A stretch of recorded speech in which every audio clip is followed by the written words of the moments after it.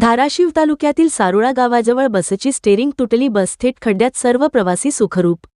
धाराशिव तालुक्यातील सारोळा बुद्रुक गावाजवळ कोंडकडून धाराशिवकडे जाणाऱ्या बस क्र. MH 11 BL 9358 या गाडीचा अपघात झाला आहे। बसची स्टेरिंग तुटल्याने हा अपघात झाल्याचे समजते। बसमध्ये एकूण 38 प्रवासी होते। हे सर्व प्रवासी सुखरूप आहेत। फक्त 3 प्रवाशांना किरकोळ जखम झाली आहे।